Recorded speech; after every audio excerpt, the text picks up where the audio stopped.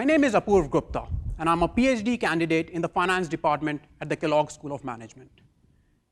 And let's today talk about how differences in product quality can help us understand rise in inequality.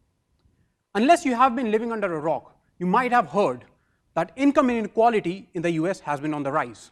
Rich are becoming even richer. But what you might not know is that similar trends can also be observed in firm-level inequality. This graph shows that largest 4 firms and top 20 firms within the manufacturing sector in the US have been gaining higher market share over the past 2 decades. This has received substantial attention in the media. Companies like Apple, Microsoft, Amazon have grown massive and have reached valuation of about $1 trillion recently. While you might think that this is good news, that if you're better, you are rewarded and you can become bigger.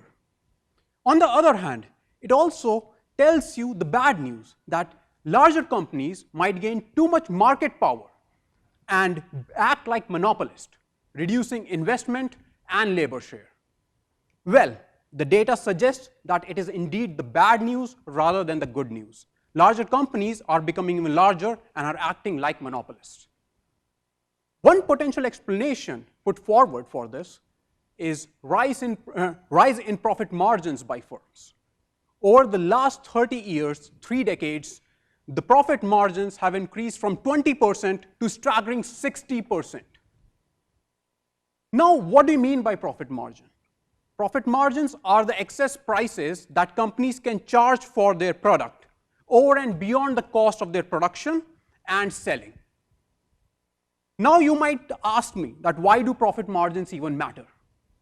Well, they do.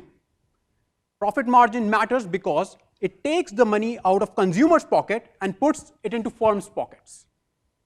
It also lowers the incentives for firms to hire new labor or invest in better capital because they can produce equal amount of output or lower output while generating equal amount of profits. Even after perils of profit margins that I just described, there is little consensus as to why and how profit margins vary across firms. And this is where I come in. I explore the role of product quality in explaining these differences in profit margins across firms. We observe differences in product quality in our day-to-day life. You like to consume those awesome smelling soaps from Whole Foods. Me, a PhD student with little money, has to do away with these generic soap brands. There are these awesome shoes like Nike and these great spin-offs like Mikey. There are these high-quality laptops and computers produced by Apple and Microsoft. But you also have spin-offs like this fake Apple and Microsoft. So in my research, I first start by showing that the production of this high versus low quality goods is drastically different. To produce high quality goods, you need more skilled labor, which can use the machinery in a better way and use higher quality inputs.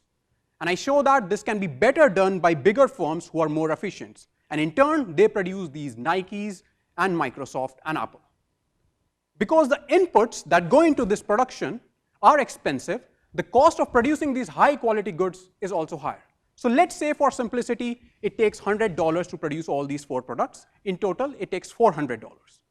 On the other hand, low quality output can be produced by less skilled labor, which can operate low-end machinery and use less quality input. And this can be done by smaller firms, which are less efficient, and they end up producing those Mikeys and Microsofts. And let's assume for, again, simplicity, because these inputs are cheaper, they require less to produce. That is, these 4 goods can be produced for $200. Now consider 2 households. One, a rich household living in this big house, and a smaller household living in this small house, or like poor household living in this smaller house, like me, again, as PhD student. Rich households or wealthier households have willingness to consume better quality goods, whereas poor households have to do away with consuming low quality goods. So with no profit margins, the wealthier households end up paying $400 for the high quality goods basket, whereas the poor households end up paying $200 for the low quality basket. So without no profit margins, firms end up selling their goods for the cost that they're producing for. But here is the catch.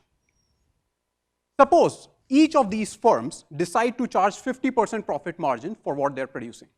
So larger firms decide to charge $200 for the high quality good that they're producing, and smaller firms end up charging $100 for the low quality good that they're producing. I show that wealthier households are less sensitive to these price changes and are okay with these price increase or higher profit margins, whereas poor households are more price sensitive and they become angry or want to substitute away from these products and consume products from competitors. Firms internalize this excess price sensitivity of the poor households and decide not to charge higher profit margins, to the point that in fact they might charge no profit margins to make their consumer base satisfied. So this assortative matching on product quality between consumers and firms allows larger firms to extract higher profit margins when they sell to wealthier households. But the problem is that the data only tells you about the final price observed. You don't see how much it costs to produce a good and how much are the profit margins. So I use mathematical and economic models to calculate these two cost and profit margins. And my research shows that largest firms produce the best quality goods, but also charge 20% higher profit margins for their products. Now, my research has important policy implications. It is a call to policymakers to pay very close attention when devising policies that allow larger firms to grow even larger. At the same time, when they're making policies, they should make policies targeting the growth of small firms, like providing them with better financing.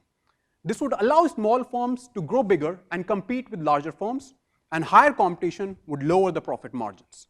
Secondly, policymakers could focus on regressive and progressive taxation on firms and take that money to